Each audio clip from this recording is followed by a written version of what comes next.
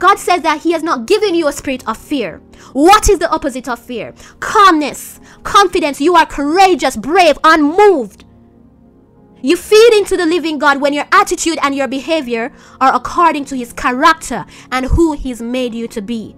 However, when trouble comes, here you are, a child of the Most High God, not giving or offering into him so that he can give you your reward. What am I saying? Let's go back to the question. Why is it that it seems like the wicked who denies the living God is rewarded and going forward?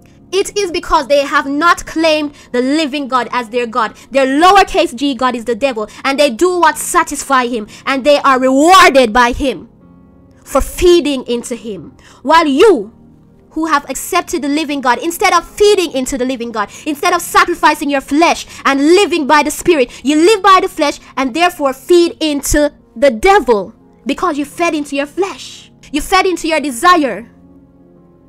You walk by temptation and not by the Spirit of God. How are you doing this? If God has not given you a spirit of fear, yet here you are worrying and being fearful, who are you feeding into? If he says you should cast all your cares on him, and here you are anxious and filled with anxiety, who are you feeding into? If he says trust him and that vengeance is his, and here you are being unforgiving, impatient, and getting your hands dirty and taking matters into your own hands, who are you feeding into?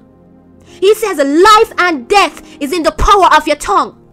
But here you are saying you trust God, yet you allow the devil to use your mouth to murmur and to complain, and then you end up killing the very thing that you have been asking God for. Who are you feeding into when you do these things? When God gives you an instruction not to do something and you end up doing it, or he gives you an instruction to do something and you end up not doing it, are you feeding into the living God? Who are you feeding into when you go against the instructions of God? How can you get his reward when you won't follow his instruction, when you're not offering into him? How? Not once did you offer to the living God the sacrifice of someone who enjoys salvation and the victory and the authority that you received when you claim Jesus. You don't live like it.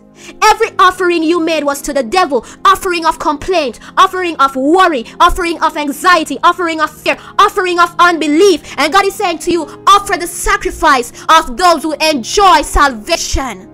But every time trouble comes, the first thing you do is worry, feeding into the devil. You don't choose to worship and feed into God so that he can come and meet you halfway, the same way that he met Cornelius. You're not offering anything to God for it to go up to him.